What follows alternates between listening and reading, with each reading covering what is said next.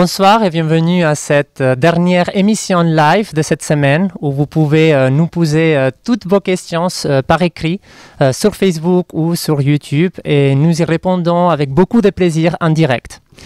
Lorsqu'on pense cancer et ses effets secondaires, on imagine normalement la perte des cheveux et la fatigue, entre autres, mais on oublie que parfois les traitements peuvent avoir un effet aussi sur la dentition.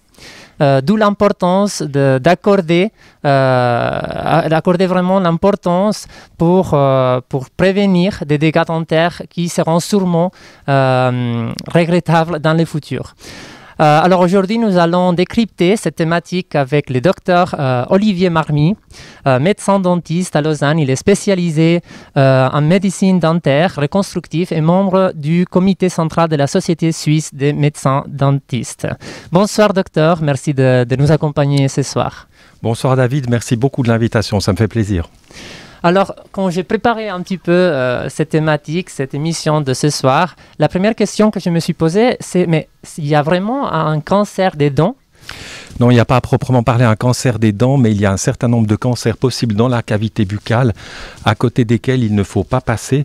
Ces cancers, enfin le nom scientifique, ce sont des carcinomes épidermoïdes. Il y a aussi des cancers au niveau des os, et c'est la tâche du médecin dentiste ou de l'ORL, lors de chaque contrôle, de faire un examen soigneux de la cavité buccale pour dépister les premiers signes de ces cancers.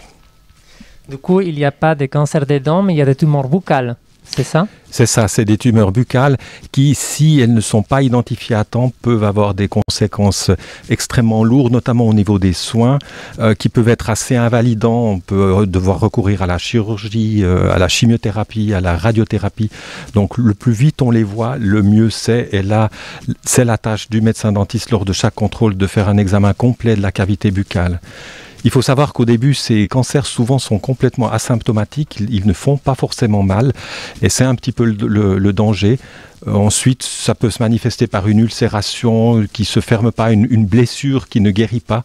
Et ça, c'est le premier conseil important que j'aimerais donner, c'est que si une personne constate dans sa bouche une blessure, par exemple, qui ressemble à un aphte ou à un petit ulcère qui ne guérit pas au bout de 2 semaines, il faut qu'elle aille le montrer. Du coup, si j'ai bien compris, c'est les dentistes, dans ces cas-là, qui trouvent normalement les premiers signes de cancer ? Oui, si c'est une découverte fortuite, alors que le patient ne le sait pas, lors d'un contrôle annuel ou tous les 6 mois, là oui, il peut arriver qu'on fasse des découvertes de ce genre-là et on en informe le patient. Ou alors le patient le remarque lui-même lors d'un auto-examen régulier de sa bouche et à ce moment-là, il ira consulter par exemple son médecin généraliste ou un ORL. Et pour faire un auto-examen, qu'est-ce qu'il faut savoir ? On peut s'adresser à quelque part pour en savoir un peu plus ? Alors, le conseil que je peux donner, c'est de regarder les différentes recoins, si vous me passez l'expression, de sa bouche, notamment au niveau de la gencive, au niveau de la langue, et de dépister, d'identifier des petits ulcères, des lésions de type aphte. Mais tout seul, on a du mal à regarder par exemple dans l'arrière de la cavité buccale ou sous la langue ou autre. Et là, l'examen professionnel régulier est utile. Donc c'est un des aspects de l'examen régulier des dents que l'on préconise. D'accord. Et en Suisse, ce type de cancer, il est très courant ? Il est relativement courant. J'ignore où il est situé dans la hiérarchie, dans la liste des cancers. Il a tendance à prendre de plus en plus d'importance en termes de nombre avec l'âge, avec la population vieillissante. Et c'est aussi, il faut savoir accompagner, c'est beaucoup plus présence d'un certain nombre de facteurs de risque. Les facteurs de risque principaux, c'est l'alcool et le tabac, en particulier les alcools forts. Et la combinaison des deux multiplie le risque par 100, il faut le savoir. Donc l'alcoolotabagisme est une des causes majeures de ce genre de cancer des muqueuses. Ça, c'est une donnée importante. Ça veut dire que le conseil principal, c'est vraiment d'éviter à tout prix l'alcool et le tabac. Oui, tout à fait. Alors, je ne vais pas maintenant préconiser une abstinence totale pour tout le monde, mais la combinaison de alcool-tabac est très, très défavorable. Et c'est quelque chose qui est connu depuis longtemps. On passe maintenant au traitement des cancers en général. Ils ont un effet sur les dents ? Pas directement sur les dents, mais c'est important de parler de ça, du traitement en général, parce que ça me permet de dire, de donner le conseil, c'est lorsque on reçoit ce diagnostic déjà lourd à entendre d'un cancer, de l'annonce d'une chimiothérapie ou d'une radiothérapie, la première chose à faire, mais ça en principe l'oncologue le sait, et on a une très bonne collaboration avec les oncologues, c'est de faire un bilan dentaire avant le soin. Ça, c'est très très important.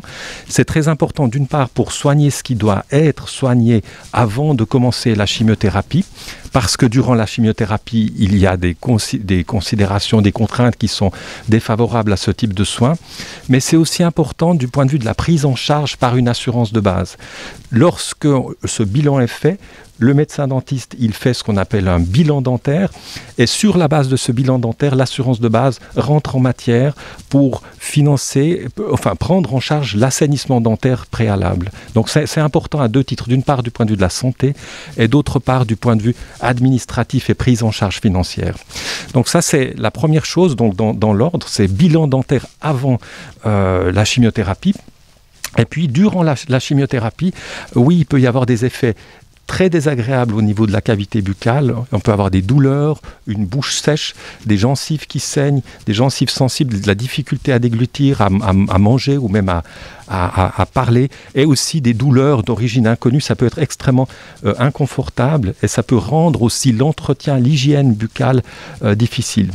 Donc, durant cette période de chimiothérapie, en principe, on ne procède pas à des soins, mais il est très important de garder la bouche la plus propre possible, et suivant les problèmes, par exemple bouche sèche ou autre, déjà de boire beaucoup, de manger des aliments qui ne blessent pas la bouche, ça c'est important, donc des aliments plutôt tendres, plutôt mous, et de boire en mangeant, boire de l'eau, éventuellement de l'eau tiède, et puis d'éviter aussi tout ce qui est trop irritant comme piment ou autre, tout ce qui, ou bien des désinfectants buccaux trop agressifs, par exemple les désinfectants buccaux qui contiennent de l'alcool sont à proscrire. Voilà, en vrac, il y a encore d'autres choses à dire, mais disons, en vrac, deux, trois conseils que je peux donner. Donc, durant la chimiothérapie, c'est une phase délicate au niveau de la santé buccale et surtout du confort. Le risque, c'est que la bouche fait mal, les gencives font mal, alors le réflexe normal, c'est d'arrêter de soigner ses dents, d'arrêter de soigner ses gencives, d'arrêter d'utiliser les brossettes interdentaires, alors que c'est justement ce qu'il ne faudrait pas faire. Il faudrait persévérer dans les soins avec beaucoup de précautions et du matériel adapté, notamment des brosses très très douces. Alors, je reviens un petit peu au début, au point de départ. Alors, on a eu le diagnostic, j'imagine, par l'oncologue. Et à ce point-là, c'est l'oncologue même qui va recommander un bilan dentaire. Oui, c'est ça. Et ils font ça. Parce que je vois maintenant, on a une question sur Facebook.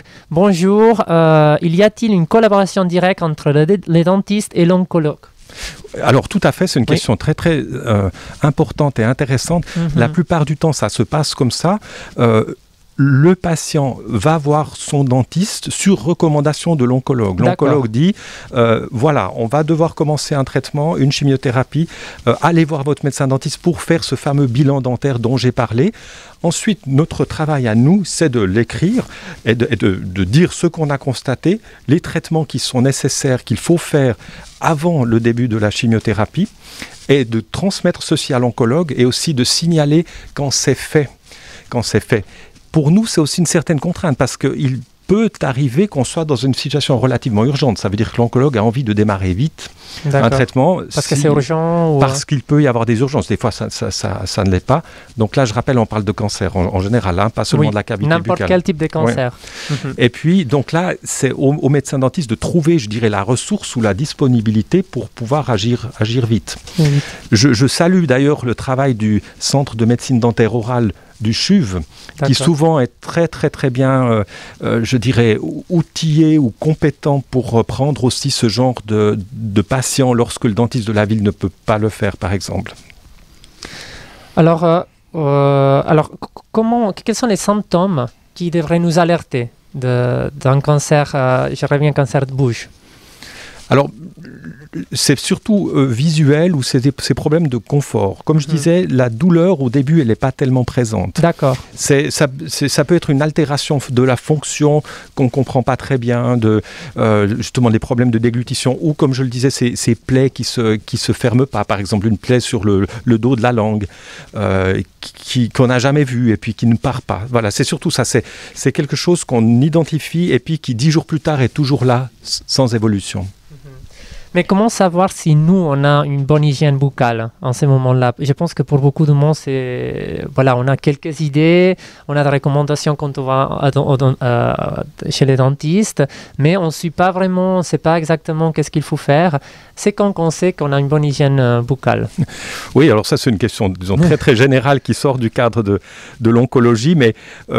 En Suisse, la plupart des gens vont régulièrement chez le médecin dentiste. On a des chiffres, c'est entre 70 et 80%, donc c'est un des taux les plus élevés au monde. D'ailleurs, il y a une sorte de discipline de la population suisse qui fait, enfin, une motivation pour l'hygiène dentaire qui est très grande en moyenne. Donc, tous ces gens-là, nos patients, ils sont régulièrement vus par l'hygiéniste dentaire ou par leur médecin dentiste ou par les assistantes en prophylaxie qui leur prodiguent, déjà qui constatent comment c'est. Il y a des manifestations d'une mauvaise santé dentaire et c'est l'inflammation des gencives, donc c'est le saignement des gencives. Oui. Donc une première réponse à votre question, c'est quand on a les gencives qui saignent spontanément ou lors de l'entretien, ça peut signifier qu'on a une hygiène dentaire qui n'est pas adéquate. Soit elle est insuffisante, soit la méthode utilisée n'est pas bonne. Et là, l'hygiéniste dentaire va donner les conseils nécessaires pour l'améliorer, puis je dirais donner aussi les accessoires et les conseils pour ce faire. Mais du coup, vous avez dit les Suisses se brossent bien les dents. Oui, en général. Tout à fait. Il y avait une étude de l'OMS d'ailleurs qui disait que nous étions les champions du monde du brossage des dents. On parlait des adolescents. Ah, mais c'est parfait. Mais c'est super. Et au niveau, pour se brosser les dents, c'est au niveau manuel ou électrique? Qu'est-ce que c'est mieux? Qu'est-ce que vous recommandez? Alors, moi, en l'occurrence, je recommande rien. Je recommande une technique qui convient et qui est bien maîtrisée. Actuellement, les brossages électriques, on le vend en poupe, surtout les techniques qui sont soniques ou ultrasoniques, mais un brossage manuel bien maîtrisé peut parfaitement faire l'affaire. Et le rinçage buccal aussi, il est recommandé? Oui, un rinçage buccal avec une solution fluorée pour la prophylaxie de la carie peut être recommandé. Ce n'est pas toujours indispensable, ça dépend du degré de risque. Ou bien l'application d'une gelée de fluor une fois par semaine. D'accord. Et il faut y aller souvent chez l'hygiéniste? Ça dépend de sa santé gingivale ou de sa santé dentaire. C'est, je dirais, certains patients, on les voit tous les 3 mois, d'autres tous les 6 mois, d'autres tous les 9 mois, d'autres tous les années, certains même tous les 2 ans. C'est aux professionnels à donner le conseil. Alors, je vois, il y a encore une autre question sur Facebook. Est-ce que les prix des traitements dentaires sont pris en charge par l'assurance de base? Alors, dans le cadre qui nous intéresse ici, donc ça veut dire la prise en charge des soins dentaires avant la chimiothérapie, par exemple, ou la radiothérapie, ça c'est pris en charge dans le cadre de la LAMAL. J'ai ici l'article de loi qui le dit, je vous le laisserai d'ailleurs volontiers. C'est l'article 31 de la LAMAL et l'article 19 de l'OPAS, donc de l'ordonnance qui explique comment il faut faire. Et il est indiqué que l'assurance prend en charge les soins dentaires nécessaires pour réaliser et garantir les traitements médicaux. 19C, c'est lors d'une radiothérapie ou d'une chimiothérapie d'une pathologie maligne. Donc c'est extrêmement clair. Donc la réponse est oui. Donc pour répondre à votre spectateur, ici c'est d'autant plus important de faire ce bilan dentaire. Avant les traitements. Avant le traitement. Et avant le traitement, et que ce soit signalé d'une part à l'oncologue, mais aussi à l'assurance. Qu'un plan de traitement soit fait, qu'un devis soit fait, que les choses soient faites dans l'ordre. Sinon, l'assurance risque de se retrancher, disons, derrière un refus, en disant non, on n'était pas informé, ou non, ça ne nous concerne pas, ça n'a rien à voir avec la pathologie, avec l'oncologie. Alors, on a parlé beaucoup de la chimiothérapie, mais la radiothérapie, l'hormonothérapie, est-ce que chaque traitement a des effets différents sur les dents? Sur la bouche en général? Oui, pour l'hormonothérapie, je n'ai pas énormément à en dire. Je ne connais pas vraiment les effets qui se produisent, mais pour la radiothérapie, ça c'est important. Si on a une radiothérapie au niveau de la sphère maxillofaciale, par exemple pour des tumeurs au niveau de la face, de la bouche, des glandes salivaires ou autres, là on peut avoir un effet très défavorable. Ça veut dire qu'on peut détruire les glandes salivaires partiellement ou totalement et avoir pour conséquence une sécheresse buccale qui est irréversible. Et puis cette sécheresse... ne peut pas se récupérer en fait. Non, non, ou alors très lentement. Mais cette sécheresse buccale, elle a pour conséquence l'apparition beaucoup plus facile de caries, parce que la salive est un des meilleurs agents protecteurs contre la carie dentaire. Et donc, ce qui dit absence de salive dit carie. Et puis, à ce moment-là, ça demande des précautions très particulières, notamment la réalisation de gouttières de fluoration. C'est donc des petites plaques faites sur mesure en plastique qu'on met par-dessus les arcades dentaires, dans lesquelles on met un gel de fluor. Pour faire une fluoration intensive et prolongée et protéger les dents de la carie. Ça d'ailleurs c'est aussi pris en charge par la caisse maladie. Et puis on a un problème de confort avec la sécheresse buccale. C'est douloureux de parler, c'est douloureux de manger. Il existe des salives artificielles, des sprays salivaires qu'on peut mettre dans la bouche avant les repas par exemple. Il faut beaucoup boire aussi. On peut sucer des bonbons sans sucre. Et il est très important, ça on le sait, tout le monde sait que le sucre fait les caries, mais en particulier dans ces cas-là, de faire extrêmement attention à une hygiène, à une alimentation pauvre en sucre. Ça, c'est un point très très important, spécialement, par exemple, durant la chimiothérapie ou après une radiothérapie. D'accord. À noter que les techniques radiothérapeutiques, c'est pas exactement ma spécialité, mais se sont considérablement affinées, perfectionnées, et on peut être maintenant avec les radiothérapeutes ou les oncologues spécialistes très précis en disant par exemple essaye d'éviter de prendre cette portion de l'os maxillaire parce que là j'aimerais mettre un implant plus tard ou quelque chose comme ça, et ils peuvent travailler pratiquement au centimètre cube près ou même à un degré plus précis. C'est là où la collaboration dentiste-oncologue prend la place. Elle est extrêmement importante ici. Pourquoi je dis ça? Parce qu'il y a un autre effet de la radiothérapie, c'est qu'un os irradié réagit assez mal à la chirurgie ou aux interventions subséquentes, donc qui viennent après. Par exemple, procéder à des extractions à de la chirurgie dentaire au niveau d'un os irradié, il y a un risque de ce qu'on appelle une ostéoradionécrose, ça veut dire d'une nécrose osseuse, ça veut dire que ça ne guérit plus, mais la gencive ne se ferme plus, l'os ne guérit pas et ça peut demander des traitements assez lourds. Alors, à propos de ça, ça m'amène à ces médicaments qui sont utilisés aussi en oncologie, c'est les biphosphonates ou les Ah oui, j'ai lu ça, mais ça me paraissait très compliqué. Du coup, je me suis dit, je vais vous demander à propos de... C'est des médicaments spéciaux, hein? Oui, c'est biphosphonates ou denosumab, c'est à l'origine des médicaments prévus pour guérir l'ostéoporose et qui ont aussi un effet sur les os maxillaires, et on peut avoir la même conséquence. C'est lors de traitements ou après des traitements avec les biphosphonates, on peut avoir un os qui ne guérit plus lorsqu'il y a de la chirurgie dentaire ou implantaire, par exemple, qui est faite sur cet os-là. Donc là aussi, il est important de vérifier qu'on n'ait pas des problèmes dentaires avant d'instaurer un tel traitement. Du coup, il peut y avoir des dégâts à la mâchoire. Oui, il y a un effet mémoire au niveau de la mâchoire et qui, avec les biphosphonates, ça reste dans le temps. Ça veut dire qu'on a un effet rémanent. Avec les denosumab, non. Au bout de 6 mois, on peut réintervenir au niveau de la chirurgie dentaire. Mais il y a un impact un peu du même type que la radiothérapie. Ça veut dire que l'os, il garde cette mémoire-là. Physique dans un cas, et puis dans l'autre cas, disons, médicamenteuse. Pouvez-vous nous donner quelques conseils comment soigner les dents pendant les traitements de cancer? Je ne sais pas si ça change dépendant du cancer, du type de maladie, ou si c'est pour tous les cancers pareil. Comment se soigner les dents? Alors, en fait, les recommandations peuvent être relativement simples. Comme je le disais, pour résumer, La première chose à faire, c'est éviter une alimentation trop sucrée qui peut générer la carie dentaire, maintenir une bonne hygiène dentaire, éviter des aliments qui vont agresser les muqueuses, qui vont être fragilisées durant une chimiothérapie. Donc, par exemple, des chips ou des cacahuètes ou des choses comme ça, tout ce qui peut créer des plaies.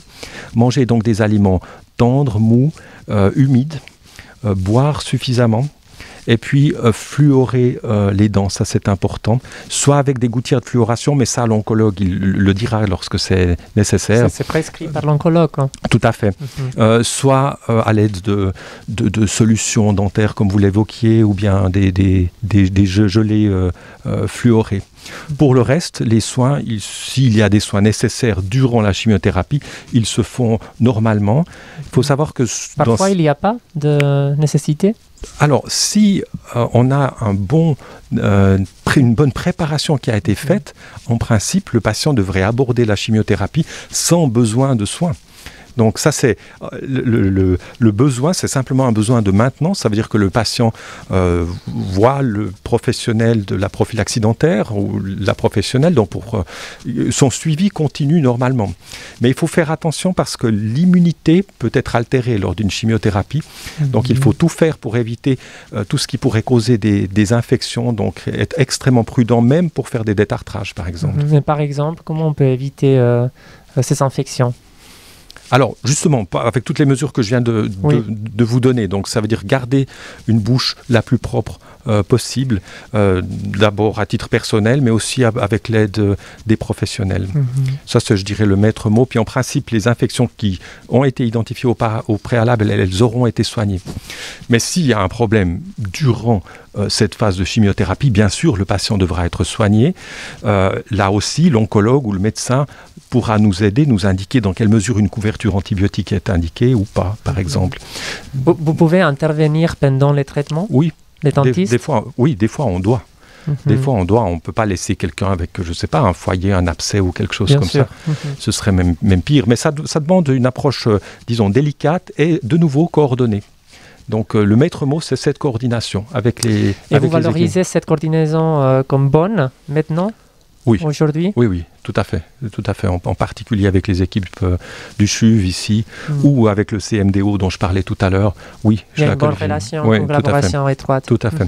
Et c'est aussi notre responsabilité à nous, praticiens de la ville, de faire ça proprement, de recevoir les patients rapidement, de remplir ses rapports, etc. C'est chaque fois du travail, mais qui doit être fait. Et puis. Et parfois en urgence. Oui, j'imagine. Et puis parfois rapidement, tout à fait. Je regarde au présent aussi les questions sur Facebook. Oui. Il y a une autre. Vous avez parlé des facteurs de risque comme la consommation d'alcool et le tabagisme. Est-ce que l'environnement peut jouer aussi un rôle ? La pollution, par exemple ? Je pense que la pollution peut jouer un rôle d'une façon générale dans tout un nombre de maladies, mais pas spécifiquement pour les cancers de la cavité buccale. Ça, j'ai pas de connaissances à ce sujet. Bien sûr, il y a 1000 facteurs de risque qui ne sont pas tous identifiés d'ailleurs, mais il y a aussi un aspect génétique. Et puis, il y a un facteur de risque pour la majorité des cancers, c'est l'âge.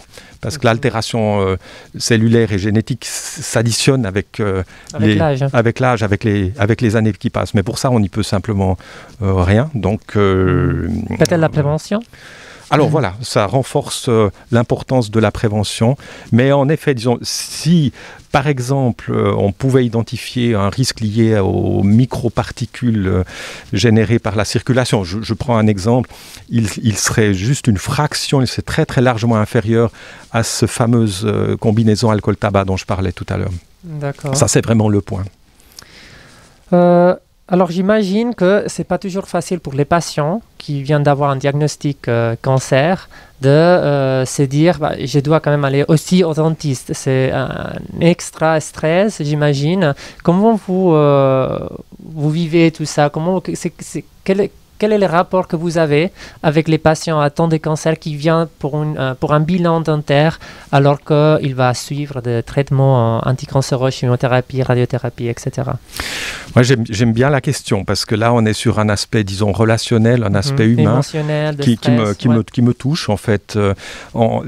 Évidemment, chacun réagira avec ses propres moyens ou son propre vécu, ça c'est clair, mais il y a, je pense, une empathie à avoir parce que, comme vous dites, c'est pas un moment où on a en plus envie de parler des dents, éventuellement recevoir l'information qu'il faut extraire des dents ou je dirais envisager des traitements relativement agressifs dans le but d'éliminer des foyers infectieux potentiels. Non, c'est des moments qui sont assez difficiles, mais malgré tout, il faut vraiment motiver les gens.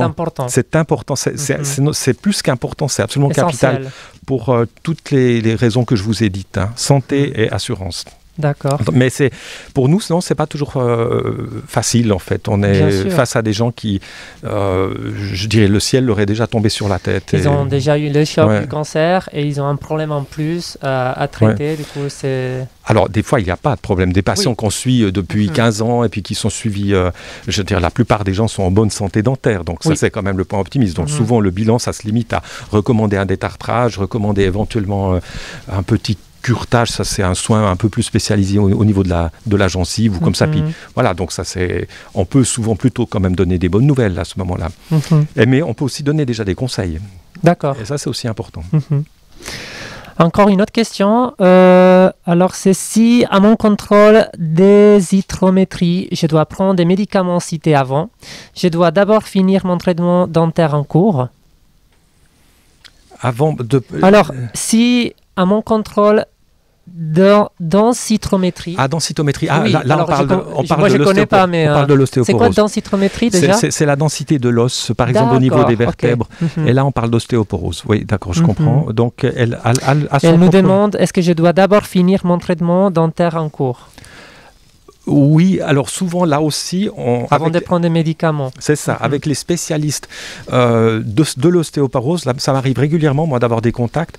Et je me coordonne avec lui pour savoir si je peux justement finir le traitement dentaire, dans quelle mesure c'est urgent ou pas. Mais ça dépend aussi quel traitement. Si c'est des traitements de carie, des traitements simples, aucun problème. Ça, on peut le considérer comme de façon indépendante. D'accord. Mais par contre, si c'est des traitements qui impliquent des interventions chirurgicales, oui, il vaut mieux le faire avant. La prise, par exemple, de biphosphonate ou de denosumab. D'accord. Donc, si j'ai bien compris la question. Oui. Ouais. Alors, j'imagine qu'elle va nous dire si elle a besoin de plus d'informations. N'hésitez pas à nous écrire encore une fois, nous essayerons de répondre. Encore une autre question. Alors, je vais juste l'afficher. Alors, et après le traitement, qu'est-ce qu'on peut faire s'il y a un besoin de réhabilitation ? Alors, s'il y a un besoin de réhabilitation, et c'est parfois le cas, notamment quand on doit faire des interventions chirurgicales relativement invasives, où on doit par exemple enlever une partie de l'os, des os des mâchoires, là il y a des prothèses spéciales qui sont faites. Ceux qui ont le plus d'expérience, et parce qu'ils voient le plus de cas, c'est le CMDO, je le refais encore une fois l'article, donc le Centre de médecine dentaire orale du CHUV, qui sont très compétents pour positionner des implants dans des conditions, je dirais, qui souvent dépassent un petit peu l'habitude du médecin dentiste de la ville, ou bien réaliser des prothèses vraiment sur mesure pour ces cas où on doit fermer un palais parce qu'il n'y a plus le palais, ou voilà, il y a certaines circonstances comme ça quand on a dû enlever une partie du palais, une partie de la mâchoire. Souvent, c'est le CMDO qui se charge de cette réhabilitation prothétique. Mais quand ce ne va pas si loin que ça, le médecin dentiste normal est tout à fait habilité à réaliser une restauration prothétique, soit fixe, soit amovible. Et d'ailleurs, si le manque de dents est consécutif à l'élimination des foyers qui a été rendu nécessaire par la chimiothérapie, je ne sais pas si je suis clair, à ce moment-là, là aussi, l'assurance va rentrer en matière pour financer cette restauration. Donc, il ne s'agit pas juste, entre guillemets, de faire le ménage au départ, mais après de rendre aux gens une fonction, une esthétique et puis un certain confort qui est important, surtout parce qu'ils auront traversé aussi des épreuves, disons. Donc les gens ont aussi droit à une reconstruction. Merci beaucoup, docteur. Je vois qu'on arrive malheureusement à la fin de cette discussion. Les 3 minutes passent très très vite, j'imagine pour nos auditeurs aussi. Juste une toute dernière question. Est-ce que les recommandations pour une bonne hygiène buccale ont beaucoup changé ces dernières années? Est-ce que ça évolue? Et comment vous voyez l'évolution de cette prise en charge ou des recommandations qu'on donne aux patients atteints de cancer par rapport à leur hygiène buccale et les traitements? Alors, quant aux recommandations pour l'entretien, elles se sont, disons, affinées. Elles n'ont pas vraiment beaucoup changé, mais surtout, par exemple, pour la gestion de la problématique du manque de salive ou autre, on a aussi certains produits maintenant qu'on n'avait pas avant. On connaît mieux aussi l'effet un petit peu irritant de certains désinfectants qu'on préconisait en toute bonne conscience et que maintenant on préconise un tout petit peu moins, comme par exemple les rinçages au long cours avec la chlorhexidine, ou comme ça c'est un petit peu moins préconisé. Ça, ce sont des facteurs irritant, mais sinon pour le reste non, je ne peux pas dire que ça ait changé ou évolué d'une façon absolument radicale. Mais je répète, les mots-clés, c'est vraiment alimentation sucrée le moins possible, et si oui, chaque fois après un rinçage buccal, donc éviter aussi les boissons sucrées durant la journée, ça c'est aussi important. Et puis la fluoration. Le fluorure, on ne parle pas de fluor, il y a des gens qui ont peur du fluor, ça c'est un autre terme, mais on parle de fluorure, donc c'est ce qui est dans les dentifrices ou dans ces os dentaires, ça c'est vraiment, ou ce qu'on met dans ces fameuses gouttières, ça c'est vraiment un élément clé. Docteur Marmy, merci beaucoup de Avec toutes plaisir. ces recommandations, d'avoir répondu aussi à nos questions. C'est une thématique très intéressante, on n'en parle pas beaucoup, pas assez en tout cas. Oui. Alors je vous remercie beaucoup d'être avec nous, d'avoir venu à la Ligue pour nous aider à comprendre un petit peu plus ces sujets. J'espère vous voir bientôt, nos spectateurs aussi. J'espère de vous voir mardi prochain à 18h, comme toujours, pour un nouveau live. Je vous souhaite une toute belle soirée et un bon week-end. Merci beaucoup. Merci beaucoup.